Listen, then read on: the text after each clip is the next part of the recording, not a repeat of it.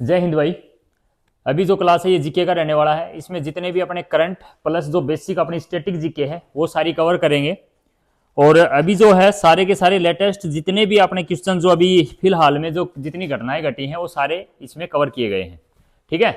और तुम भी अपना ध्यान देना, जितना भी करंट से रिलेटेड है अभी 26 जनवरी पे जितना आज का और या कल का है सारा इसके अंदर मिक्स है, तो कंप्लीटली उसको अच्छे से पढ़ के चलना। तो पहला क्वेश्चन है आपके सामने, यहां पर है भाई। अभी 26 जनवरी की शाम को 26 जनवरी की शाम को कुछ पुरस्कार यानी कि अवार्ड जो है वो अनाउंस किए जाते हैं। ठीक है ना। 26 जनवरी की शाम को कुछ अवार्ड अनाउंस किए जाते हैं, जिसमें से अभी क्वेश्चन क्या है, how many peoples have been awarded the Padma Bhushan recently. अब किसको मिला किसको नहीं मिला ये बहुत बड़ी लंबी लिस्ट है। ठीक है ना, बहुत चौड़ी लंबी लिस्ट है। और आपको कम से कम इतना पता होना चाहिए कि अभी ये मिले कितने हैं और कुल कितने हैं और कितने व्यक्तियों को मिले हैं। समझ में आया। पर्सन की कैटेगरी 3 इसमें आपके जो है एग्जाम में पूछा जा सकता है। अभी मिला क्या क्या है, क्या क्या अनाउंस हुआ था। एक तो आपका यही हो जाएगा पद्म भूषण, ठीक है ना। एक हो जाएगा पद्म श्री, एक क्या हो जाएगा पद्म श्री, और एक हो जाएगा पद्म विभूषण। क्या हो जाएगा पद्म विभूषण। ये 3 कैटेगरी अभी अनाउंस हुई थी और हर एक इनाम की क्वांटिटी या उनकी जो मात्रा है वो अलग अलग रहती है। तो पद्मश्री, सबसे पहले तो आपको ये पता होना चाहिए भारत का जो सबसे सिविल का, भारत में जो सिविल सबसे बड़ा सम्मान कौन सा है, सिविल सबसे बड़ा सम्मान कौन सा है, भारत रत्न। कौन सा है, भारत रत्न। ठीक है ना। भारत रत्न जो है वो सबसे उच्च या सर्वोच्च जो पुरस्कार की अगर हम बात करें तो कौन सा है, भारत रत्न है। भारत रत्न के बाद जब नंबर आता है तो फिर आता है पद्म विभूषण। किसका आता है, पद्म विभूषण। ये हो जाएगा पहला, ये हो जाएगा दूसरा, ये आ जाएगा आपका तीसरा, और फोर्थ कौन सा हो जाएगा, पद्म श्री हो जाएगा। क्लियर है ये बात। यहां पर क्या पूछा है कि अभी हाल ही में कितने व्यक्तियों को पद्म विभूषण दिया गया है। तो व्यक्तियों की अगर विभूषण की बात करें, पद्म भूषण की अगर बात करें, अवार्डेड द पद्म भूषण, तो कितने लोगों को मिला है, 13 लोगों को मिला है। समझ में आया। कुल जो ये इनाम थे कुल 131 थे। कितने थे, 131। 5 जो हैं वो विभूषण मिले, पद्म विभूषण। ये हो जाएंगे पद्म भूषण और ये हो जाएंगे पद्म श्री। तीनों ही यहां पर लिखे हुए हैं। समझ में रह जाएगी बात। पद्म श्री, बस आपको इतनी क्वांटिटी याद रख लेना। तो यहां पर आपको 13 जो है वो क्या मिले हैं। सबसे कम जो होंगे भाई, भारत रत्न 131 113 एक साल में दे सकता है क्या, भारत रत्न नहीं होंगे ना। तो भारत रत्न मैक्सिमम 3 होते हैं, लेकिन लास्ट 2024 में 5 लोगों को दिया गया था। तो वो एक प्रोटोकॉल, ये मान लो प्रोटोकॉल से बढ़ के दिया गया था। तो कुल जो पद्म भूषण है, पद्म विभूषण, तो सबसे सेकंड नंबर का ये हो जाएगा ना। तो ये कितने डिस्ट्रीब्यूट हुए हैं, 5। पद्म भूषण कितने हो जाएंगे, 13, और पद्म श्री कितने हो जाएंगे, 113 हो जाएंगे। याद रखिएगा। यहां पर अभी मेंशन कर रखे हैं और ये मैं पीडीएफ भेज दूंगा। कुल कितने, 131। कुल कितने, 131। पद्म भूषण कितने, 5। पद्म भूषण विभूषण 5, पद्म भूषण कितने, 13, और पद्म श्री कितने, 113। ये टोटल हो जाएंगे। चलिए अगला देखिएगा क्वेश्चन क्या है। तुम्हारे को सबको पता होगा, तुम्हारे को सबको पता होगा अभी ये। अभी Which country will replace the Bangladesh in ICC Men's T20 World Cup 2026? ICC पुरुष T20 विश्व कप 2026 में बांग्लादेश की जगह कौन सा देश भाग लेगा। 2 देशों ने बाइकाट किया था, याद है, न्यूज़पेपर पढ़ा होगा। एक तो किसने, पाकिस्तान ने, एक तो किसने, पाकिस्तान ने। और पाकिस्तान का भी क्या था कि अभी जो आईपीएल वगैरह होने थे ना, उसमें एक पाकिस्तान का था या बांग्लादेश का था, कौन सा वो खिलाड़ी है, उसको नाम तो याद नहीं यार मेरे को, मुस्तफा है, MR करके कुछ है करके है वो था। और उसको क्या कर दिया गया था, आउट कर दिया गया था, भाई तू नहीं खेलेगा। किस कारण से, आतंकवादी गतिविधियां वगैरह है जो एक मतलब पॉलिटिकल लगा लीजिएगा उस चीज से, इसको आउट कर दिया। इसको आउट करने से बांग्लादेश ने क्या कर दिया, अगर इसको आउट कर दिया तो फिर हमें नहीं खेलने वाले इस T20 में, और फिर बांग्लादेश नहीं खेल रहा तो फिर किसने कर दिया, पाकिस्तान ने कर दिया। अभी पाकिस्तान का जो अभी वो पाकिस्तान क्रिकेट बोर्ड का अध्यक्ष कौन है, मोहसिन नकवी। कौन है, जानते हो क्या, अरे भाई शुभमन गिल वगैरह जब भी वर्ल्ड कप जीते थे तो वो ट्रॉफी नहीं ली थी उसके हाथ से, कितना बड़ा झगड़ा चला था, नहीं पता क्या उस चीज का, पता है ना। अरे भाई मोहसिन नकवी वो आया था देने के लिए ट्रॉफी, उसने ली नहीं थी, ठीक है ना। और फिर उन्होंने वैसे ही वो मतलब अपना बगैर ट्रॉफी के ही उन्होंने मून वॉक वगैरह चल कर अपना कुछ किया था, याद होगा वो चीज। वही मोहसिन नकवी है, वो पाकिस्तान क्रिकेट बोर्ड का भी चेयरमैन है और वो अपना एशिया क्रिकेट बोर्ड का भी क्या है, चेयरमैन है, ठीक है ना। ये बात भी आगे आएगी। तो सीधी सी बात ये है कि जब बांग्लादेश और पाकिस्तान ने जब बॉयकॉट किया या वो नहीं जगह ले रहे, तो किसको शामिल किया गया भाई, स्कॉटलैंड को किया गया। किसको किया गया, स्कॉटलैंड को किया गया है, ठीक है ना। अब आपकी जिम्मेवारी बनती है कि स्कॉटलैंड की कैपिटल आपको याद करनी है, स्कॉटलैंड की कैपिटल और स्कॉटलैंड की करेंसी आपको याद करनी है, ठीक है ना। कैपिटल आपको याद रखना। आपको पता है कुछ दिन पहले अडानी जो हैं, मतलब उनकी एक रिपोर्ट, मतलब अडानी के शेयर वगैरह वगैरह ये चीजें ऐसे कुछ एक रिपोर्ट आई थी, वो फॉल्स थी या जो भी थी, हिडनबर्ग कुछ करके आई थी ना। तो वही हिडनबर्ग पे याद रखना, ईडनबर्ग, ठीक है ना। इसकी जो कैपिटल है वो कौन सी है, ईडनबर्ग हो जाएगी, ईडनबर्ग। और करेंसी इसकी जो आ जाएगी वो आपकी पाउंड हो जाएगी, स्टर्लिंग, ठीक है ना। तो याद रह जाएगा किस बांग्लादेश की जगह कौन से ने लिया है, स्कॉटलैंड ने लिया है, ये बात याद रखिएगा। और ये भी याद रखिएगा कौन कौन से जो अभी कंट्री देश हैं जो T20 वर्ल्ड कप 2026 में हिस्सा नहीं लेने के लिए, अभी हालांकि पाकिस्तान की बात चल रही है कि वो लेगा कि नहीं लेगा, याद रह जाएगी ये बात भाई। और अभी यूएई के बारे में कुछ जानते हो, यूएई के बारे में कुछ नहीं जानते। 26 जनवरी पे क्या हुआ था, यूएई का अध्यक्ष आया था कि नहीं आया था कि कुछ नहीं जानते। अरे भाई अभी 26 जनवरी पर मुख्य अतिथि कौन आए थे, यूएई अध्यक्ष आई थी ना, उर्सुला वोन लेन डेयर, ठीक है ना। और एक एंटीनियो क्रेस्टा आए थे कि नहीं आए थे, तो फिर तुम यूएई के ही तो थे वो, याद रखो भाई। और डील हुई है भाई, ठीक है ना, बहुत बड़ी डील हुई है। मतलब अभी जैसे ट्रंप वगैरह टैरिफ लगा रहे हैं ना, तो इन्होंने मतलब 90% चीजें क्या है फ्री ऑफ, ये बगैर टैरिफ के, यानी कि भारत के साथ व्यवहार पे समझौता किया। बट ये चीजें तुम्हारे को इतनी ज्यादा डीपली याद करने की जरूरत नहीं, इतना याद रखो कि T20 वर्ल्ड कप में स्कॉटलैंड ने जगह ले ली, बस कहानी खत्म। अगला है, अच्छा किन देशों में होगा अभी ये T20 वर्ल्ड कप। एक ये भी चीज थी, भारत और श्रीलंका। पाकिस्तान ने अभी कल ही बताया है, पाकिस्तान ने क्या कहा है कि हम खेल लेंगे, हम क्या कर लेंगे, खेल लेंगे, लेकिन जो भारत में मैच होगा वो हम क्या करेंगे, उसमें हम शामिल नहीं होंगे, कुछ ऐसा उन्होंने तर्क दिया है। और कब से कब होने हैं, 7 फरवरी से 8 मार्च, 7 फरवरी से 8 मार्च। 8 मार्च को कौन सा दिन होता है, याद है क्या, महिला, विश्व महिला दिवस। कौन सा होता है, महिला दिवस होता है। 8 मार्च को याद रह जाएगा ना। 8 से याद दिला दूं, 8 मई, 8 मई को भी एक दिवस होता है, रेड क्रॉस। कौन सा होता है, रेड क्रॉस डे होता है, याद रखिएगा। बाकी दिन वाला चैप्टर आएगा जब हम पढ़ लेंगे। किन देशों में होगा, भारत और श्रीलंका। कहां से कब से कब होगा, 7 से 8 मार्च। भारत की राजधानी पता है क्या है, क्या है भारत की राजधानी, नई दिल्ली। और श्रीलंका की राजधानी क्या है, श्री जयवर्धन या जयवर्धनपुरे या कोलंबिया भी बोला जा सकता है, ठीक है ना, 2 नाम आते हैं। अगला है, वर्तमान में बीसीसीआई के अध्यक्ष कौन है, वर्तमान में who is the currently the 27th president of the BCCI, who is the currently 27th, याद रखना कौन से नंबर का बात कर रहा हूं मैं, 37th। कौन सी याद कर रहा हूं, 37th। किसका, ये बीसीसीआई क्या है, क्या है, इंडिया, बीसीसीआई भारत का है ना, ठीक है। तो अभी इसका बता दो कौन है अध्यक्ष, सौरव गांगुली, मिथुन मन्नास, रोजर बिन्नी या फिर जैसा। तो यहां पर आपका कौन हो जाएगा भाई, मिथुन मन्नास हो जाएगा। कौन हो जाएगा, मिथुन मन्नास। जो बीसीसीआई का भी फिलहाल जो है अध्यक्ष वो कौन हो जाएगा, मिथुन मन्नास। क्रिकेट देखते हो ना सारे, तो याद रखना मिथुन मन्नास जो है बीसीसीआई के 37वें अध्यक्ष के रूप में इन्होंने कार्यभार संभाला है। अभी 1.5-2-3 महीने पहले की बात है, मिथुन मन्नास, याद रखिएगा। रह जाएगा क्या, भारत का है ये, बीसीसीआई भारत का है और मिथुन मन्नास।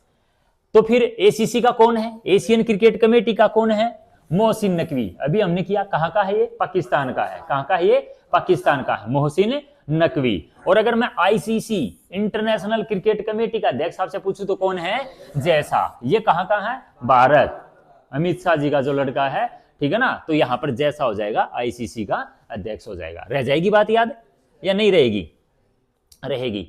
अगला है, ब्रिक्स 2026 की अध्यक्षता कौन सा देश करेगा, which country will chair BRICS 2026। मैं ब्रिक्स के बारे में बता दूं, 2006 में बना था। कब बना था? 2006 में। उस टाइम इसमें कितने देश थे?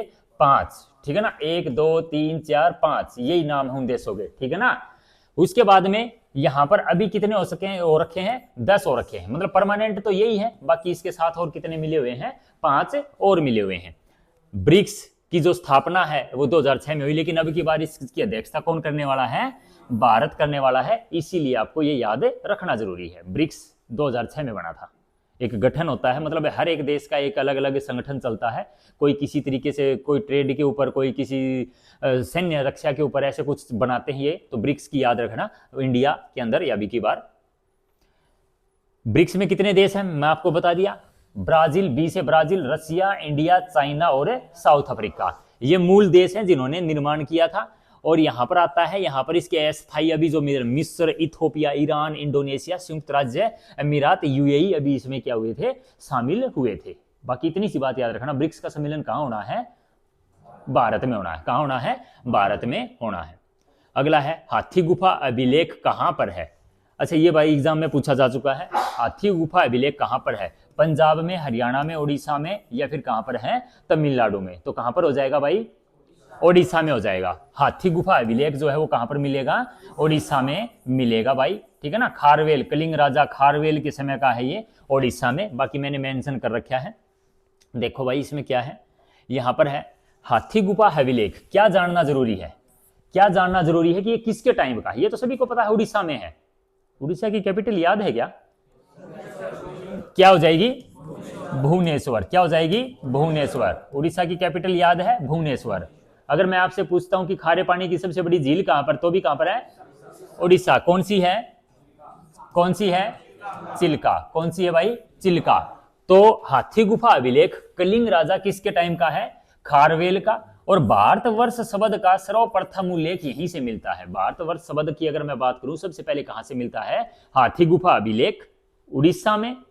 और किसके टाइम का है ये? कोई पूछ ले किसके टाइम का है? कलिंग राजा खारवेल, ठीक है ना। कलिंग के राजा खारवेल के की बात करें तो हाथी गुफा अभिलेख की बात हो जाएगी। समझ में आई बात? क्योंकि इसके भीतरी चित्रों पर, इसकी दीवारों के ऊपर क्या है? हाथी के चित्र बने हुए हैं। किसके चित्र बने हुए हैं? हाथी के चित्र बने हुए हैं। उड़ीसा की राजधानी पता चल गया? उड़ीसा में चिल्का झील है, पता चल गया? क्या आपको एक चीज और पता है? ना भी पता है तो मैं बता देता हूं, सबसे नया नेशनल पार्क वो भी कहां पर है? उड़ीसा। कहां पर है? उड़ीसा। कौन सा? सिंपलीपॉल। कौन सा है? सिंपलीपॉल। कौन से नंबर का है? 107वें नंबर का। बस छोटी छोटी बातें हैं, याद रख लीजिएगा। अभिलेखों का अध्ययन। अच्छा भाई, तुम अभिलेख पढ़ तो रही हो, पढ़ने तो लगी रहे हो, अलग से स्टडी करने की क्या जरूरत है। अब हम यहीं पर बात कर लें कि अभिलेख समझते हो क्या होता है? पहली बात तो आपको यह पता होना चाहिए, पहले क्या होती थी? बुक नहीं हुआ करती। पहले क्या था? पत्थर, दीवारों पर, इन पर क्या लिखा जाता था? नाम, कुछ भी उन पे अंकित किया जाता था, ठीक है ना। दीवारों पर लिखा जाता था, उनको पत्थरों पर लिखा जाता था, उनको क्या बोला जाता है? अभिलेख बोला जाता है। और उन्हीं अभिलेखों का जो अध्ययन है, द स्टडी ऑफ इंस्क्रिप्शन, ठीक है ना, इज कॉल्ड एपिग्राफी। क्या कहलाता है भाई? एपिग्राफी कहलाता है। शिलालेख जो हैं उनका अध्ययन क्या कहलाता है? एपिग्राफी कहलाता है। यह अभिलेख उदयगिरी की पहाड़ियां, कहां है उदयगिरी की पहाड़ियां? उड़ीसा में। कहां है भाई? उड़ीसा में। यह अभिलेख उदयगिरी की पहाड़ियों पर उड़ीसा में स्थित है। कहां पर स्थित है? कौन सा अभिलेख है? कौन सा अभिलेख है? हैं? हाथी गुफा अभिलेख। कौन सा अभिलेख है? हाथी गुफा अभिलेख है। हाथी गुफा अभिलेख कहां पर है? उड़ीसा में। कहां पर है? उड़ीसा। अभिलेखों का जो अध्ययन है वो क्या कहलाता है? क्या कहलाता है? एपिग्राफ। क्या कहलाता है? एपिग्राफ कहलाता है। अगर मैं आपसे पूछ लूं कि उदयगिरी की पहाड़ियां कहां पर है, तो तुम कहां बताओगे?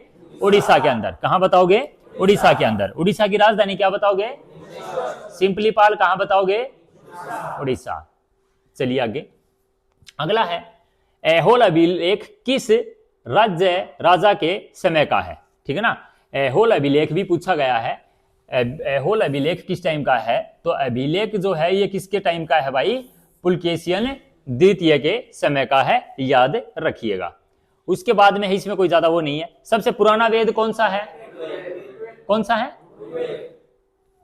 अच्छा, पुराना पूछा ना। हाँ, सबसे पुराना कौन सा है? सबसे पुराना वेद कौन सा है?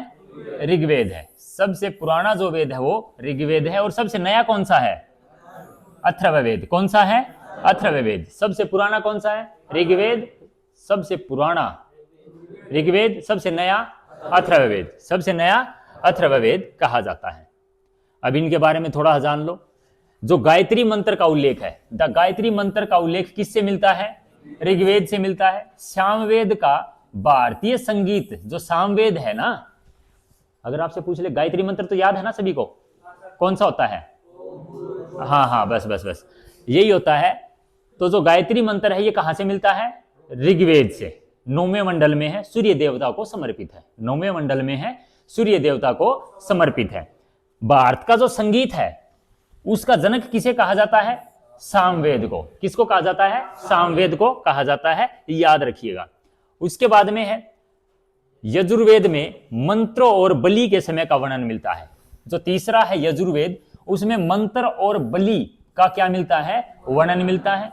अथर्ववेद में जादू टोने का वर्णन मिलता है। और जादू टोना मतलब क्या बोल सकते हैं? अंधविश्वास। अगर हम अंधविश्वास की बात करें तो आज भी तो चला हुआ है ना। तो सबसे नया वेद कौन सा हो जाएगा आपका? अथर्ववेद हो जाएगा, याद रखिएगा ये बात। वेदों की संख्या कितनी है? उपनिषदों की संख्या कितनी है? नहीं पता? तो अभी जान लो। यहां पर है उपनिषद जो है, पहले तो ये बताओ, इसका जवाब दो फिर बताऊंगा। भारत का राष्ट्रीय आदर्श वाक्य कौन सा है? आदर्श वाक्य है सत्यमेव जयते। कौन सा है? सत्यमेव जयते। लाइट आ गई होगी ना? तो पहले क्या था? आई थी और फिर गई है। तो भारत का जो राष्ट्रीय वाक्य है वो कौन सा है? सत्यमेव जयते। कहां से लिया गया है?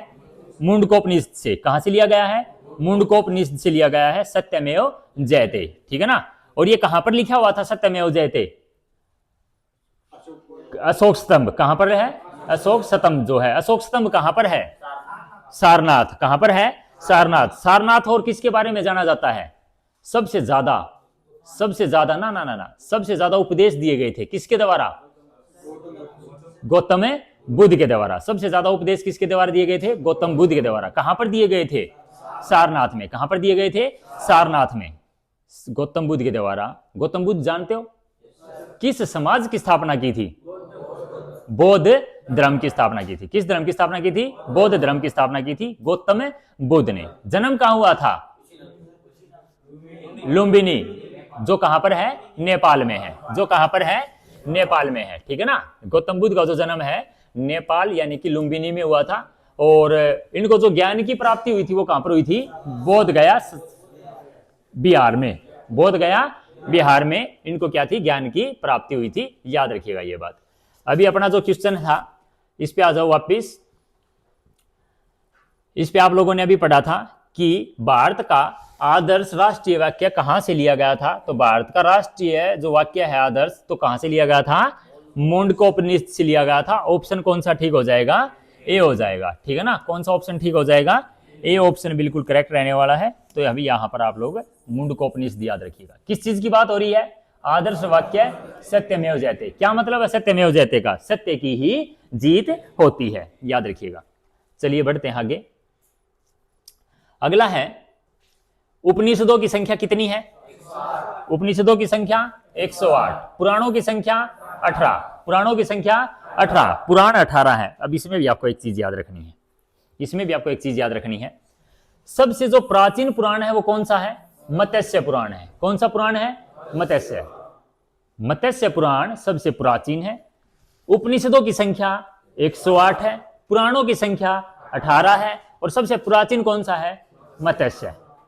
अब आपसे एक चीज ये भी पूछेगा, मत्स्य पुराण किस राजा के टाइम का है? विष्णु पुराण किस टाइम का है? और एक और पूछता है आपसे, वायु पुराण किसके टाइम का है? समझ में रहेगी बात? 3 चीज है। पुराणों की संख्या कितनी? 108 या 18? 18। पुराणों की संख्या कितनी? 18। तो देखिएगा अभी यहां पर है विष्णु पुराण किसके समय का है? विष्णु पुराण किसके समय का है? तो एक याद रखिएगा, तुम क्या कहते हो? गणपति बप्पा? गणपति बप्पा कहते हो ना? मौर्य। विष्णु भी मौर्य ही है। मौर्य का मतलब क्या होता है? भगवान बड़ा, ठीक है, पूजनीय है। तो हम ये भी कह सकते हैं ना कि विष्णु भी तो पूजनीय ही है ना। तो विष्णु पुराण किसके समय का है? मौर्य वंश का। विष्णु पुराण भी किसके वंश का है? अगर मैं आपसे वैसे ही पूछ लूं, वायु, वायु दिखाई देती है क्या? वायु दिखाई देती है? गुप्त है ना। गुप्त का मतलब है छुपी हुई। वायु दिखाई देती है क्या? गुप्त है ना। तो मैं आपसे पूछ लूं, वायु पुराण किसके समय का है? गुप्त वंश का, ठीक है ना। और मछली हम मान के चलते हैं वो बाहर का कुछ देख ही नहीं पाती, पानी से बाहर का कुछ देख पाती क्या? अंधी होगी। तो वो किसके समय की हो जाएगी? अंध। विष्णु पुराण किसके समय का? किस वंश का? वायु पुराण, मत्स्य पुराण, बस तो हो गए याद, और क्या चाहिए। गुलाम वंश का प्रथम शासक कौन था? गुलाम वंश का प्रथम शासक कौन था?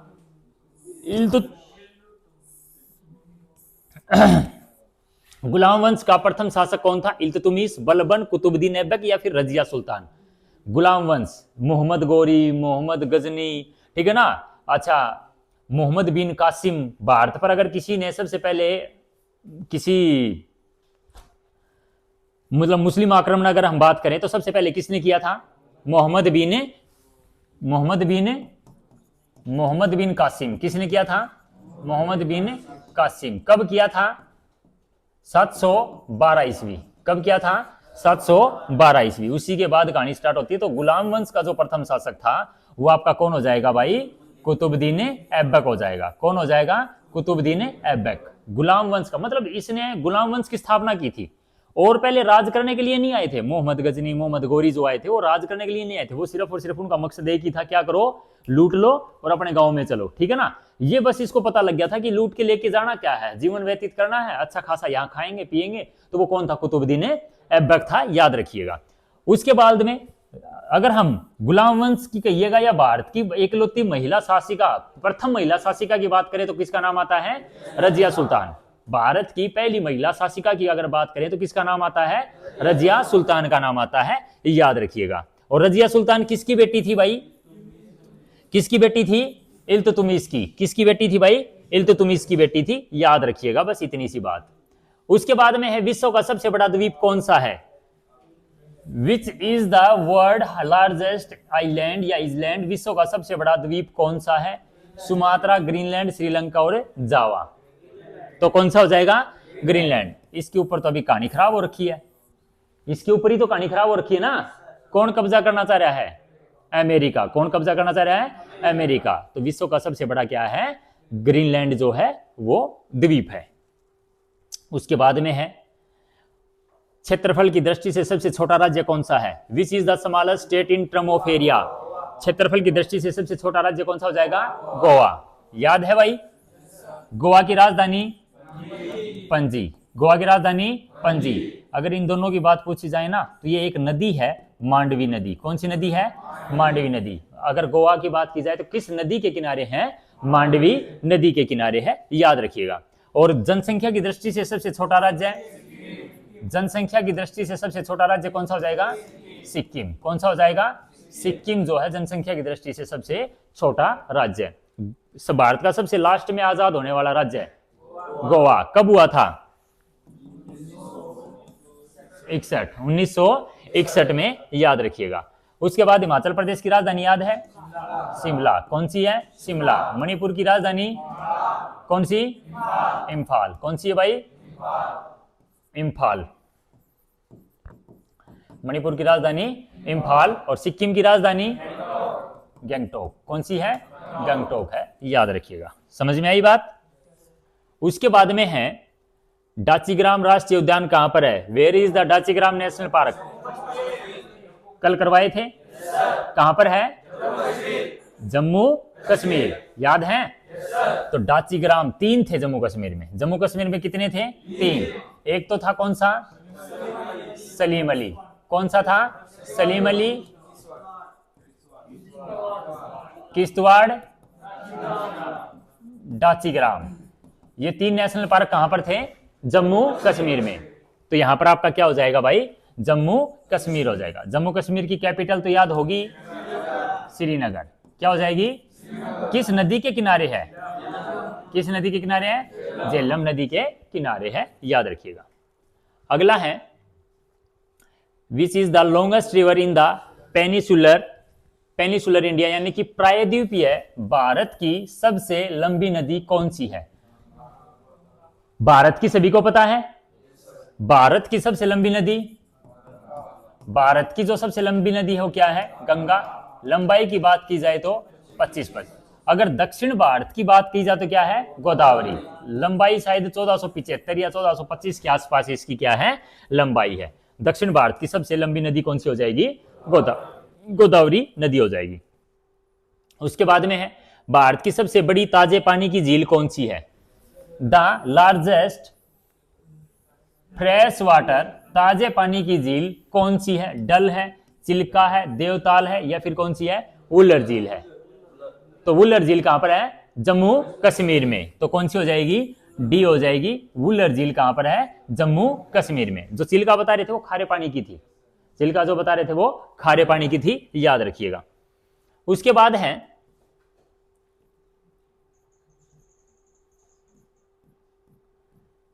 उसके बाद कुछ है कि नहीं है? नहीं है यार।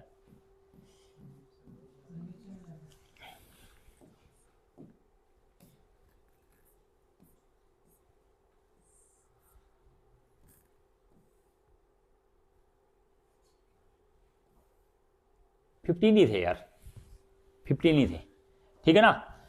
तो कौन सी हो जाएगी भाई लास्ट क्वेश्चन आपका? वुलर झील हो जाएगी। कहां पर है ये? जम्मू कश्मीर में है। ये बात आपको याद रह जानी चाहिए। तो इसमें कुछ तो करंट अफेयर के थे और कुछ आपके क्या हो जाएंगे? नॉर्मल जो जीके है उसके क्वेश्चन हो जाएंगे, ठीक है भाई। बाकी अभी और कर लेते हैं थोड़ा बहुत।